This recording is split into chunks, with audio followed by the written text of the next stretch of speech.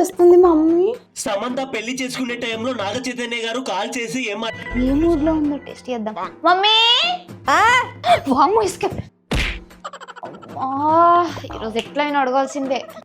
Mummy mummy ఏందే mummy అందరు trip పోతుంది మమ్మీ, ప్లీజ్ మమ్మీ నేను కూడా పోతా.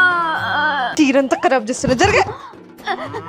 టీచర్ కూడా నన్ను ట్రిప్ పంపిస్తా గానీ ఇల్లంతా కొంచెం అర్థమైంది. క్లీనింగ్ కదా నేను చేస్తా.